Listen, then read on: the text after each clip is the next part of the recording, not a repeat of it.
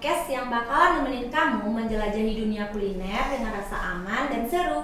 Di episode kali ini kita bakalan bahas topik penting nih, yaitu waspada street food. Panduan aman memilih jajanan di pinggir jalan saat berwisata. Betul banget Din, siapa sih yang gak suka street food? Udah enak, terus juga banyak pilihan unik di tiap daerahnya. Tapi gak semuanya aman ya guys kalau kita asal pilih. Harus tetap waspada biar gak sakit selama liburan.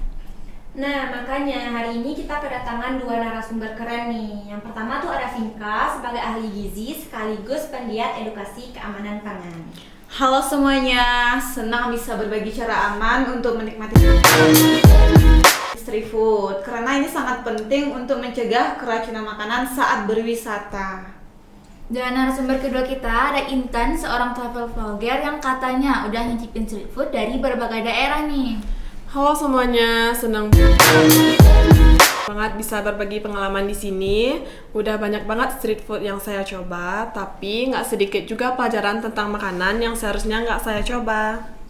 Oke, kita mulai dari pertanyaan dasar nih. Vinka, kenapa sih kita tuh harus waspada saat membeli street food?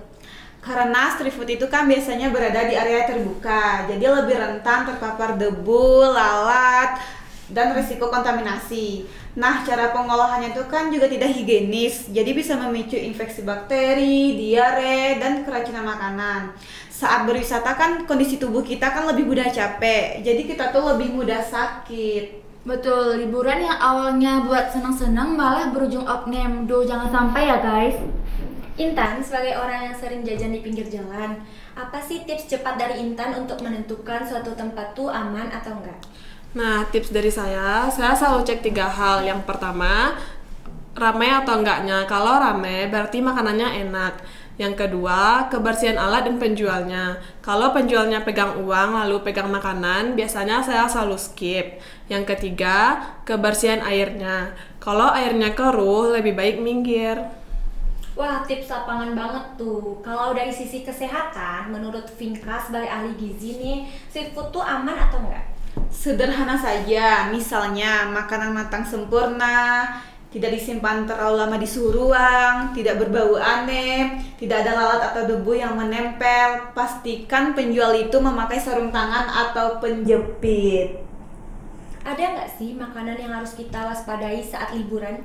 Ada, misalnya seafood yang terlalu lama terbuka, sate yang sudah dibakar tidak dipanaskan lagi, air TS yang tidak tahu sumbernya dari mana, makanan topping mayones atau susu yang mudah rusak saat dipanas. Betul, dan pengalaman aku pribadi nih. Aku pernah beli es buah di pinggir pantai. Kelihatannya segar, ternyata esnya dibikin dari air yang gak matang. Alhasil aku jadi sakit. Waduh, jadi benar-benar harus lebih berhati-hati ya guys dalam memilih jajanan. Oke, sebelum kita tutup nih, kasih dong tips dari masing-masing narasumber. Nah, tips dari saya, pilih makanan yang fresh, hindari makanan yang terlalu lama dipajang, dan jangan lupa cuci tangan sebelum makan. Nah, tips dari saya, ikuti keinginan seleramu. Kalau tempatnya bikin kamu ragu, mending cari yang lain aja. Ya, dan kalau bisa ada bagusnya kita bawa minuman sendiri dari rumah biar nggak gampang tergoda buat beli minuman yang kurang jelas kebersihan dan kesehatannya juga.